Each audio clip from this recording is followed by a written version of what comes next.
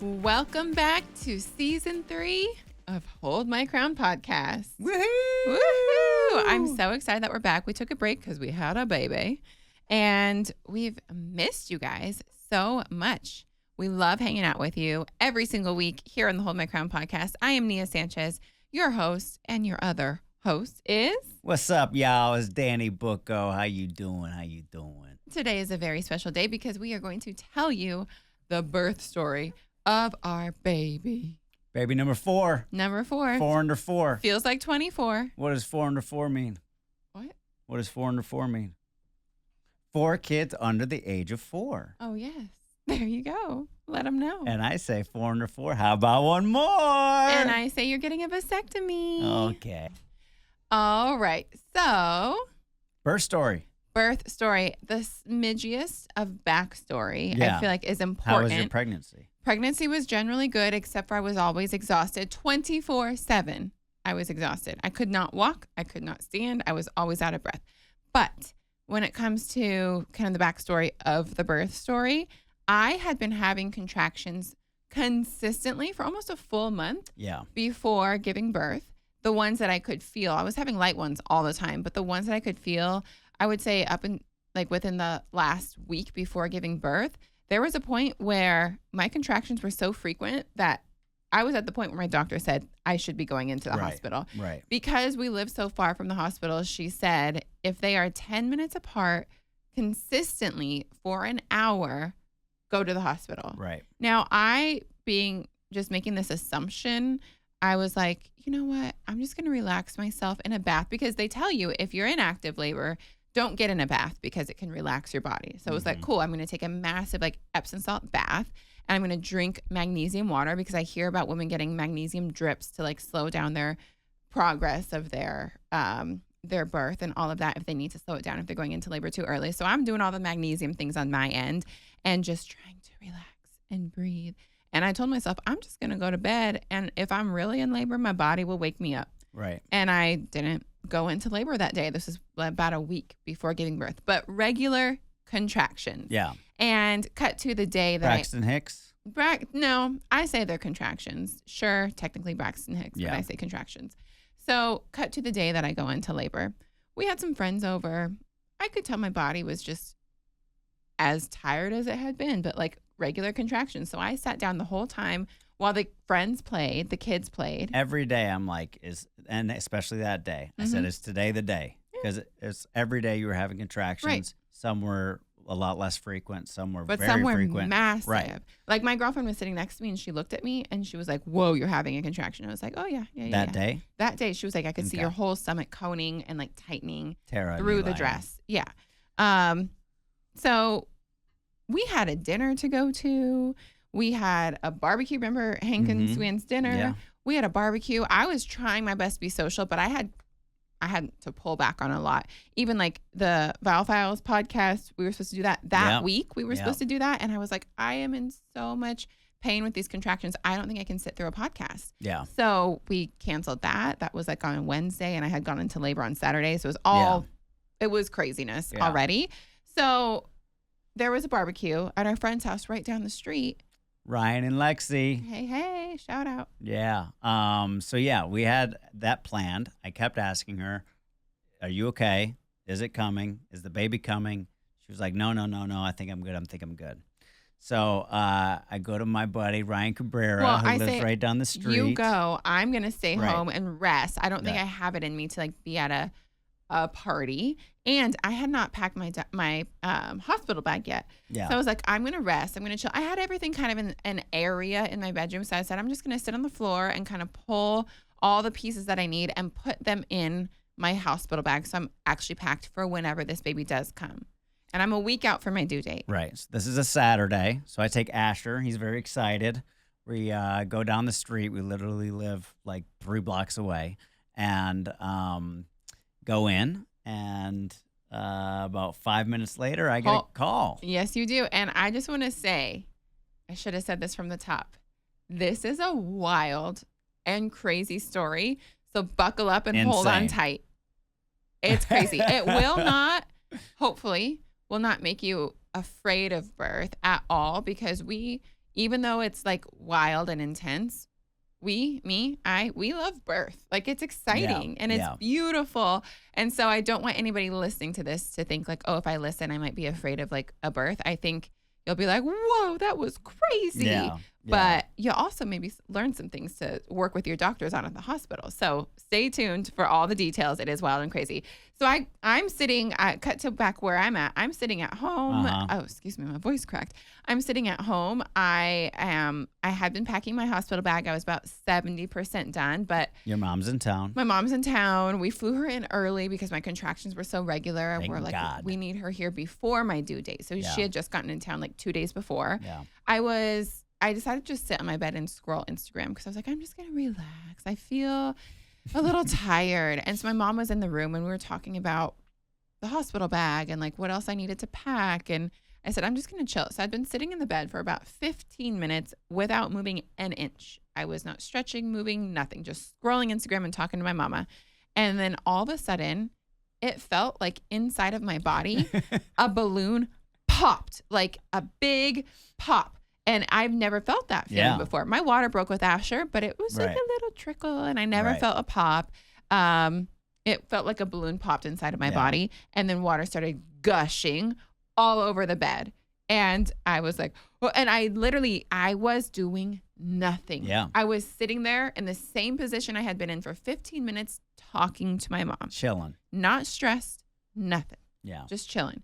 And so I'm chilling with my water gushing all over the bed. And so I call Daniel and I say, hey, babe, my water broke. Yeah. I need you to It come was back. so We have to get chill. to the hospital. They said, the doctor was like, this is going to be faster because it's your fourth baby. Yeah. And I was like, I don't know. All my labors have been 20. Asher's with 26 hours. The girls were 28 hours. So I Yeah. was like, even if this is quote unquote fast, it'll probably be 12 hours, like Right. half the time. Right. And so I was trying to stay very calm, called Daniel. He said he's heading back.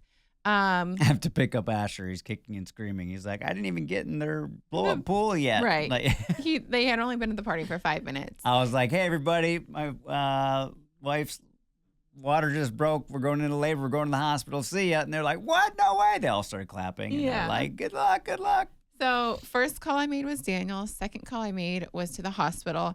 Not necessarily to like say like, hey, I'm coming in, because of course that's what you have to let them know you're coming in if you have enough advance notice. But I said, excuse me, this is my fourth baby, my last baby. I would like room 1 through 8, please. One of those rooms, please. And the lady kind of laughed at me and was like, we'll see what we can do. It looks like 1 or 2 might be available. 1 or 2 of those rooms might be available. And if Why you 1 don't through 8? know, if Right. you don't know, and if you live in Los Angeles, this is extra important for you if you're going to deliver at Cedars. Room 1 through 8 have windows and you have views of the Hollywood Hills, and it's beautiful. Yeah.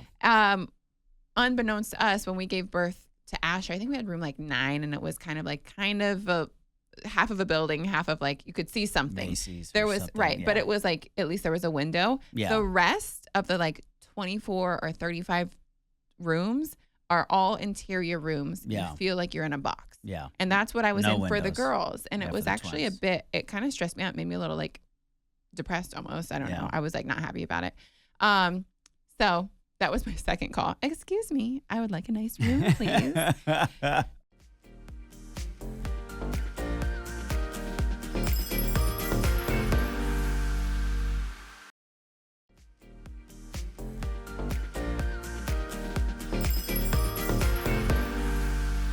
So my mom is helping me pack while I'm sitting there. I am not moving. I don't want to Yes. progress my labor Right. any further. And I know movement helps your labor go faster.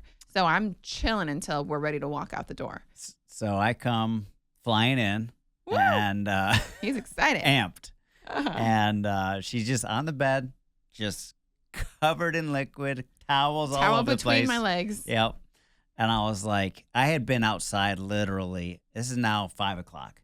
I had been outside literally all day. And it was like 4:45. 100 degrees out. Mm-hmm. So I was like, I got sunscreen on. I'm like fried. I said, can I just take a quick cold shower? I got to get this off and like wake up and be like ready to go.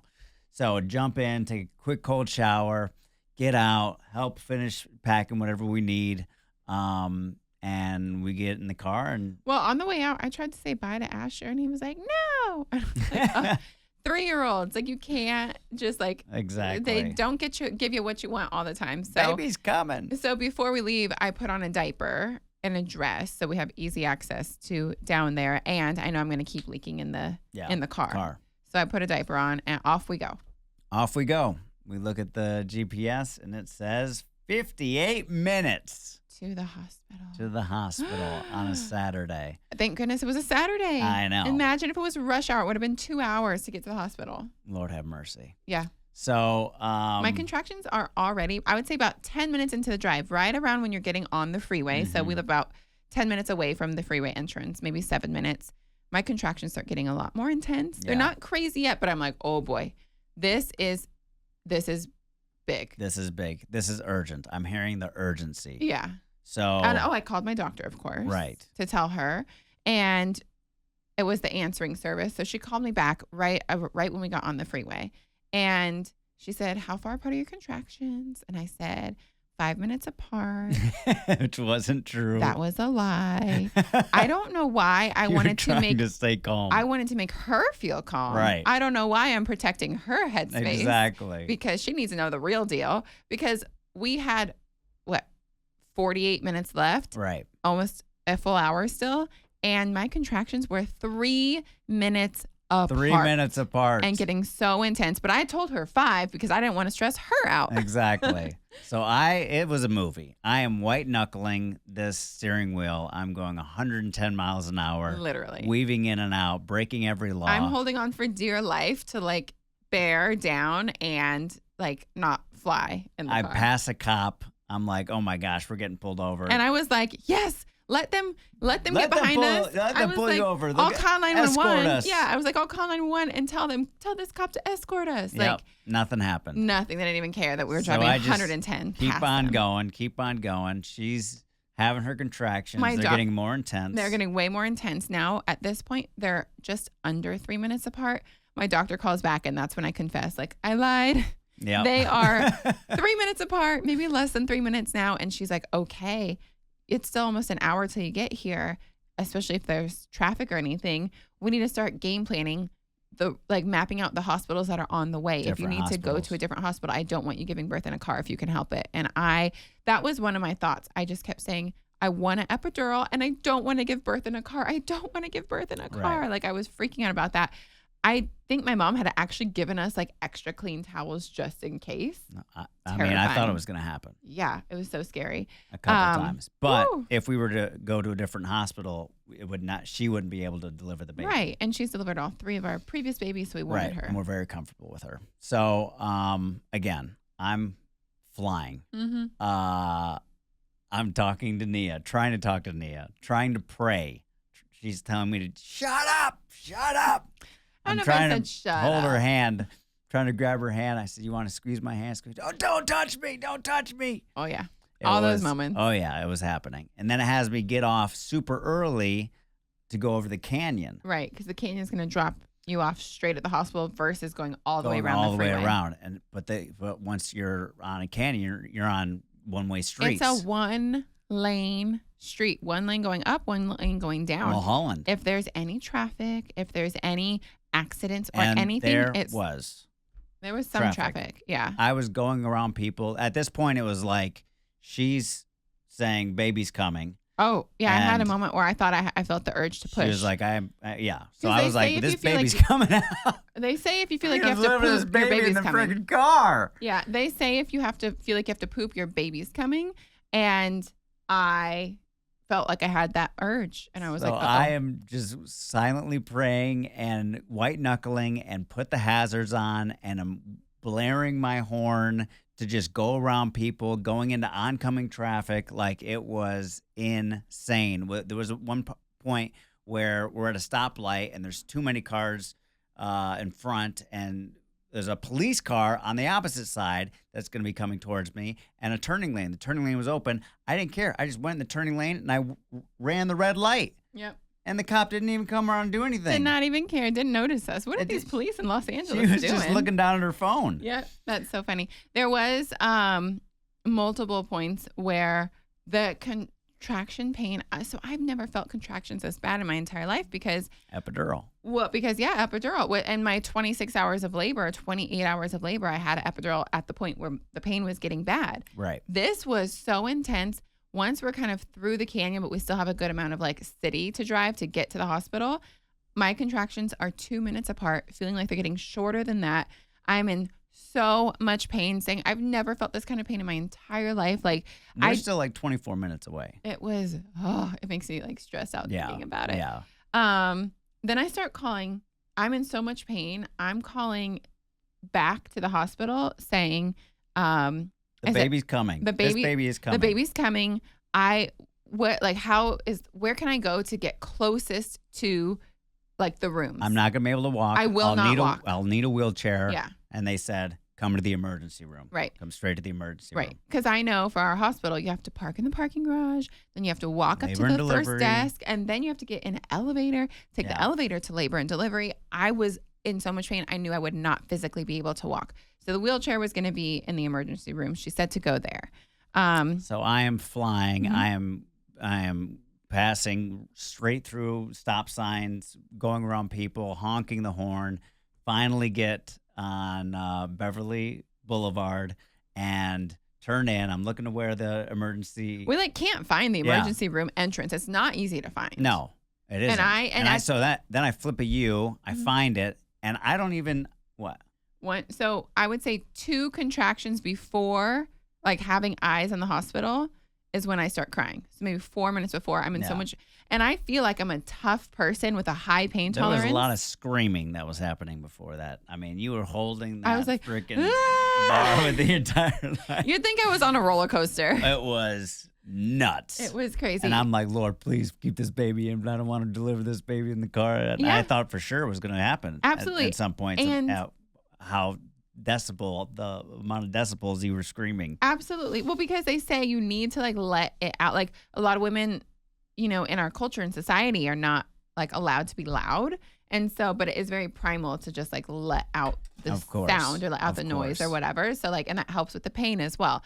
So I was not afraid to let out all the sounds. Oh yeah. But I started crying and I was so overwhelmed also by the pain that I was crying. And I've never cried in that way in labor. Yeah. So boo. So I flip a U. I find the emergency room. I just stop in the middle of the street. I just pulled at put an it in angle. park, throw open my door. I run inside the hospital and just start yelling. I'm like, security, my wife's in active labor right now. She's in the car. I need a wheelchair. We just called. We called before. What's going on? So security runs out with a wheelchair, puts Nia in. I'm like, what do I do with the car? He's like, just leave the car. And I'm sobbing. Yeah. And also, this should not have been going through my head, but I'm just keeping it 100% real. This was going through my head. We have been recognized so much more, and we love it, and we love saying hi to people, but recognized so much more because of this show. Right. Especially since moving to Santa Clarita. It was just a lot because I have in my head, oh my gosh, people are going to recognize me. I'm crying. I look a mess. And also, I do generally in my life try to keep it together, and I'm not keeping it together whatsoever. I feel like I'm melting down and breaking apart. I feel like I'm in the most pain I've ever been in my entire life. I feel like someone's trying to kill me. And I'm being a madman, just running and just screaming at nobody, just help, help. I made it here. Keep the baby in. Get her in the room. I know. I don't know how I just survived this. I thought I was going to deliver the baby in the wheelchair. That's how intense So it this was. wonderful lady comes, and she was so calm and so comforting. And she was like, I'm going to take Nia. We're going to go to the room. You go figure out the car, get the bag, get whatever you need. And, I'll come back and get you and, whatever. So I go out to valet. And my car's just sitting right there, and valet's not there. And there's 2 people in front of me, and she's like, yeah, they think they're getting one of my cars. And I'm like, I gotta go. So I go to the security guy. He's like, just leave your car here, write your name and number, and, they'll park it, and I'll make sure I write a note. So I go back in. The lady finds me. She's like, we got her all checked in. She's in the room, and I go in. My experience before he came back to the room was still hysterically freaking out, trying so hard to like keep it together. And so I'm crying hysterically. I'm getting into the room. The nurses are ready and waiting for me. They all are so sweet. I literally, anytime I think about our birth, I think I need to go back to the hospital. I need to track down those specific nurses, the ones that greeted me, and like hug them and give them a gift. Like they are so sweet. I really need to do that. But I'm trying to like still like make light, even though I'm in extreme pain. So I'm in the worst pain I've ever felt in my entire life. And in between contractions, I'm looking up at the view going, oh, this is amazing. I'm so glad I got a room with a view. I feel like Beyonce. I mean, we had the Hollywood Hills. We had like the the best view. Room number 8, if anybody's labor and delivery going there. And then like a contraction comes and I'm like screaming and crying. Yeah. They get me in the bed. I don't even know how I transferred to the bed because I was in so much pain. A nurse puts her hand on my chest and like gets her head close to mine and she says, "You're safe. Breathe. You made it. You did it. You're safe." I just like, I could start crying right now thinking about it because I really thought for a second I was going to give birth. In the car, I was in the most pain I've ever felt in my entire life. I don't know how women for centuries have labored like that without an epidural. I don't know how. And then having so many multiple people children. still do to this day. And then they have our moms did. I don't know how. My mom had an epidural for one. Oh, mine didn't. She did 4, all natural. I don't know how women do it. It was insane, but the nurses were incredible. And so the head nurse asked, "Hey, I need to check your dilation. Like it seems like at this point, my contractions are less than a minute apart." You think you got to be 7, 8 I think centimeters it's 10. dilated. I think I'm ready to give birth. Coming. And so she's like, "Hey, I need to check you." And I said yes, but my contractions were so close. She started to check me before a contraction. And if you've ever given birth, you know a check during a contraction is excruciating. So she's checking me. Then my contractions start again. And I'm like trying to get her off of and out of me. I'm like, stop. You have to stop. It hurts so bad. And she pulls her hand out and then she says, "So you're 1 centimeter dilated."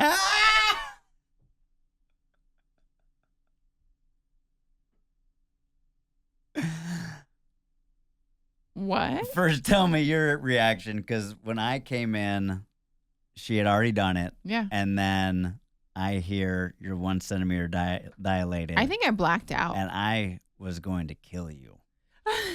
I said in my mind, I almost got all of us killed driving like a maniac to get here in time.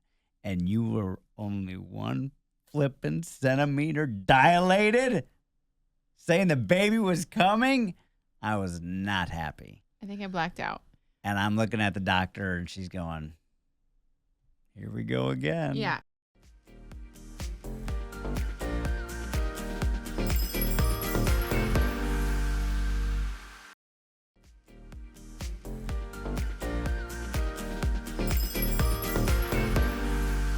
And let's do a big rewind.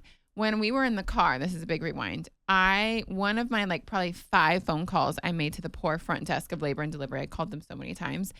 I said, "I'm in so much pain. I need the epidural doctor to meet me at the door. Like, I want the epidural to be by the wheelchair and walking in the room with me or at the door of my room." Like, she was like, "Well, honey, we have to triage you first. We have to like make sure you're actually in labor." I was like, "This is my 4th baby. We gotta I'm give in you labor." The antibiotics first. Right. So I also had, but she didn't tell me that. Right. No one told me that part of the story.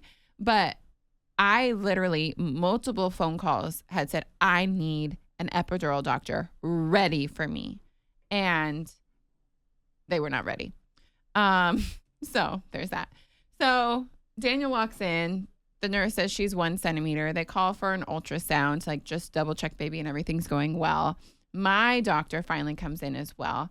And I'm like, "Where is this epidural?" Right. Like, "Where's my epidural?" The epidural guy comes in and he was like, "So I'm the doctor, but it's shift change. So we have to wait for the next doctor." 7 o'clock. Shift change. I was like, "I don't care if it's shift change." Stick me in the back right now and let the other guy finish it up. And they already had like IVs and everything set up on my arm. Like they did that right when I got in there. But I did not know, and no one spelled it out directly for me. I think because they knew I would freak out more. Right. That I had to wait for like 2 rounds of antibiotics first to go into my system before the epidural. No one Yeah. said that to me the whole time we were Yeah. there. I Yeah. put the pieces together later. But so they're waiting, and I'm like dying. Daniel has the audio because I think he put his phone on record either yeah. on purpose or like Oh, forgot yeah. to stop it. And Oh, it was I'm on purpose. breathing, I'm cursing, I'm like how has anybody ever done this ever in the existence of the world? I don't get it. Right. And then finally they get the epidural going, all the stuff is getting set up. The doctor says, what'd she say about the minute or the Oh, she says so. a 1% chance? Yeah, there's a 1% chance if you're you're Well, she said there's 2 epidurals. One that activates within 5 minutes, right. and one that takes 20 to 30 minutes. That's right. She said the one that activates in 5 minutes. There's a 1% chance that you could get dizzy. No, a massive debilitating headache that you will only be okay if you're laying down flat. If you sit upright, you will be debilitated. Okay. And you said, "Stick me." I said, "Give me the 5-minute one. I'm 1%? dying." I'll take the 1%. Chance, I will take that chance. Absolutely. I can just lay down. It's fine. Although give me with the epidural. 2% chance of you getting pups the thing before. Right. Jeez, oh, Pete. I know. We were actually taking a gamble. Yeah, we were. But we were like, sticker right now. Let's go. So within about 5 minutes, which was like 50 million contractions, I was finally feeling better. I could breathe. She was chilling. Chilling. I'm with the doctor. She's like, look, she's already gone through 4 contractions right now. And she's like, and what were you on the phone doing your makeup? No. Like, I was talking to nurses because I love culture and I love travel. So like anybody that like has an accent, I was like, "Oh, are you from the Philippines? Where? I've been 3 times. I love the Philippines. Tell me all about it. Like, what island are you from?" Pain is gone. Yeah. So I'm like, hallelujah. Living my best life. And so my doctor at this point, she checks me first and then she leaves, right? No. She didn't check you first. Oh, she didn't. She was like, all right, let's just let you get settled. Let you get settled. And then all of a sudden, everybody just left. The whole room's empty. Whole room's empty. It's just you and me in there. Yeah. I had asked my nurse for like some juice or something for like hydration. So we're just talking and, Daniel starts recording a video. I'm recording a video. I'm doing some funny jokes. He's like, we're here. We made it. Like, Mia's epidural's in. We're all happy. Yeah. And then in the background of the video, you literally hear me go, ow. Yeah. And this is only like maybe 5 minutes after they all left the room. Yeah. And then he's still recording. And I go, oh, ow. Why does this hurt? Why am I feeling pain? And my contractions start coming back so quickly. First, it went from like 0 to 7. I was like a 7 out of 10 pain. And then I was at 8. And then I was 9. And then I'm holding on to the rail of the bed for dear life, calling to the nurse's station. Exactly. Get somebody in here now. Get somebody in here. Get somebody in here. The flipping nurse. Oh my This is gosh. not, let me tell you, this is not the first round of nurses that were like magical angels. This is the second round. And she was lovely except for this moment. She comes in, she goes, oh. I said, oh, what? She said, oh, we forgot to connect the epidural medicine to the IV. We? Who's we? Who forgot to connect it? Why am I? And I couldn't even think or speak at that moment because I was in so much excruciating pain. My contractions were less than a minute apart. And so I had no relief from the excruciating pain. That was like a 12 or 20 out of 10. So they put the initial needle bump in, which lasted for about 5 minutes, but did not connect it to the IV. So they get them to come back in, and I'm just looking at them like, I am going to kill you guys. Yeah. And they're looking at each other like, whispering like, hey, did you F this up, or did I F this up, or did the nurse F this up? They're like, I'm like, guys, get it on, put it in the thing. So finally. And my nurse is like looking for something like in the closet. And I'm like, what is happening right now? So they get you back but on the. That one was then the 20-minute one. My contractions were so painful, probably for 15 minutes till I went back down to like a 7 and a 6 and a 5. Wild. It was insane. All right, let's get moving. Okay. So I think we're doing good. Doctor comes back in, or she's actually is in during this part, and she's like, hey, I'm just going to check you again. Right. Just, see where you're at. Yeah. and she checks, and then checks. she goes, oh. oh, And she makes a weird face. and she is calm as a cucumber Calm, cool, collected all the time. all the time. I started losing blood like crazy after giving birth to the girls. Like it was like gushing out of me at one point. I got it on. And she stayed so calm. She was like, oh, honey, we're just going to put a little like shot in your leg to help with the blood. And she's just chilling. So I knew not to be worried because she wasn't worried. My doctor said, oh, and made a funny face while like hand between my legs looking at me where I can touch her face. She's so close to me. And I said, what in the world? And she goes, I just shook hands with your daughter. What? Yeah, she shook hands with my daughter before she was out of my body. So apparently that big old pop that I felt was her punching her way through my entire cervix. Yes, popping the water. Yeah. Breaking the water. Yeah. And literally all punching the way through the cervix. That hole, her hand was all the way through. She said, so here's the deal. The first nurse who checked you felt that the knuckle or something. Felt her hand. And either give it a little thought that was it and was like, oh, it's 1 centimeter, or like didn't want to freak people out. But again, she thought it was 1 centimeter. So that wasn't the case.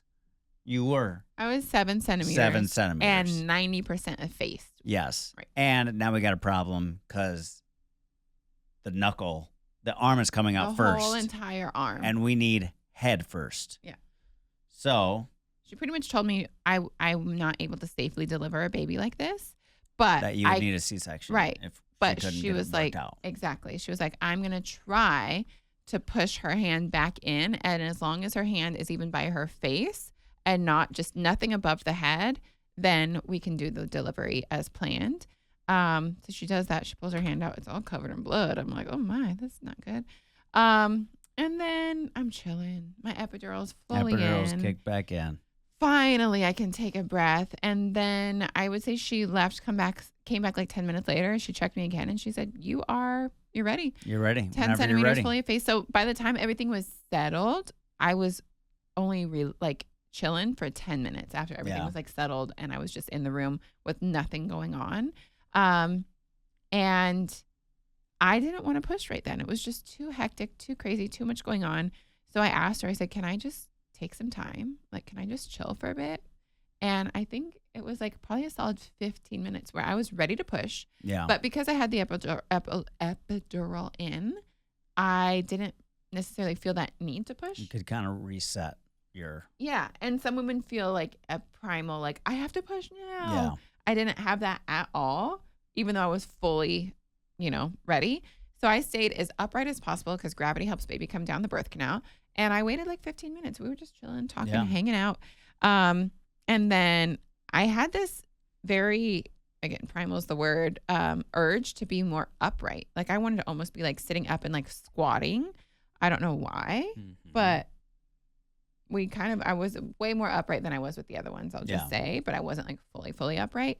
And then I want you to tell this part. Or do you want me to tell it? What about me? Yeah. Oh, I'll tell it. Yeah. So then you were basically I was ready. like, I'm ready. Mm-hmm. And doctor says, so with Asher, I wanted to deliver him. But if you didn't hear that story, it was crazy. He was crowning. We didn't know that.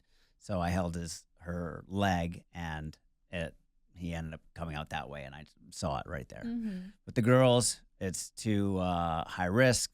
Couldn't deliver. With this one, she says, Daniel, do you want to deliver the baby? Mm. And I said, absolutely. So they get me in my thing. They get the gloves on. And she's like, come, get right in. So I got right in there. And she had you start to push. And I literally am like inches. So I see the baby's head come out, more. I'm just guiding it as it coming out, kind of pulling it a little bit. She's kind of guiding me, and had all of a sudden had the baby in my hands, and it was one of the most magical moments of my life. It was absolutely beautiful, breathtaking, and insane. You're the first person to Yeah. to touch our baby. Yeah. Brought her into the world. Yeah. Yeah. Yeah. It was beautiful. It was beautiful. And then put her on your chest. Yeah. Had our moment. Yeah. And yeah, the rest, cleaned her up after a while of just holding and doing the umbilical cord and all that. Yeah. That's it. That's it. On my end, no tearing, Yeah. no medical issues. Yeah. Thank goodness. We had the room with the dang view. I didn't want to leave. Right. I was expecting at least 12 hours in that room when I first thought about giving birth and I was like, oh, we're going to at least have a nice room, hopefully. Do you remember the time? So your water broke at like 4:40 or 5, something around there. It was 3 and hours. baby came by like at 8. 8:15 maybe. Maybe. Yeah. If that. It was like 8 3 or hours. 3. Yeah. Yeah. From when your water broke to when Adelaide was born. Craziness. Wild. So fast. And so I got double time in the room. I feel like usually they'll give you an hour and then they have you go to the recovery space. But I had my full hour with her.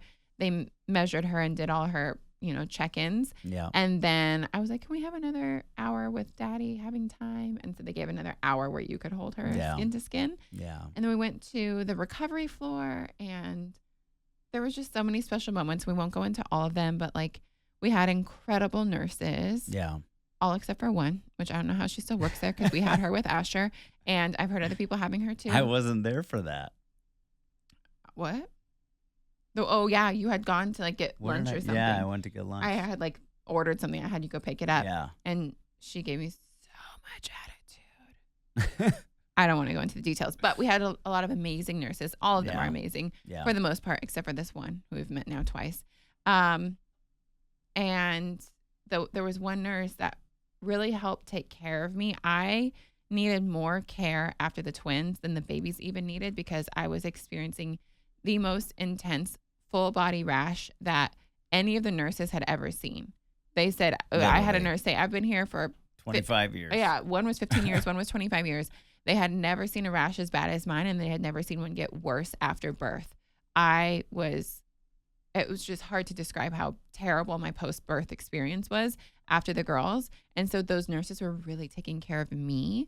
And one of the main nurses that was with us regularly after the girls, she was working in the nursery this time when we were in the recovery area. Mm-hmm. So she was so sweet. She said, bring Adelaide to the nurse. She like recognized who she saw the name Bucko and she like recognized that it was our baby.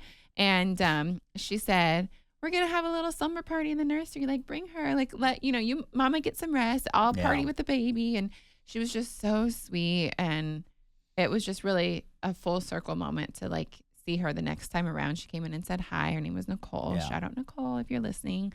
I've said this before, but this is great advice that was given to me, to us, is as long as you can, stay at the hospital because they will take care of you. They will take the baby to the nursery if you want, so that you can actually get some sleep. Because once you're back, it's just you, it's just you guys. So you get the kind of care 24/7, as long as you can stay. So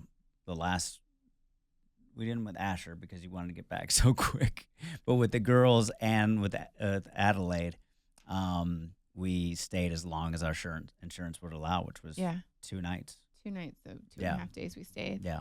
Yeah. And if you go to Cedars, the chocolate chip cookies Oh my gosh. amazing. They're so good. Best thing ever. All right. Okay. Let's wrap it up. Ending on that.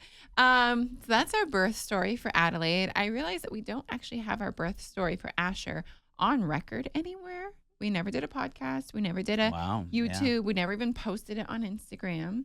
So we're going to have to go scroll back through videos, pull back our memories, and do another one maybe in a few months here to do Asher's because that was also wild and crazy in its own way. Every birth is different. It was. If you are possibly going to be giving birth soon or want to give birth someday, one thing that someone told me, this is years before I ever even thought I would be having kids, she said, don't listen to all the crazy stories and like take on anybody's like negativity or fears.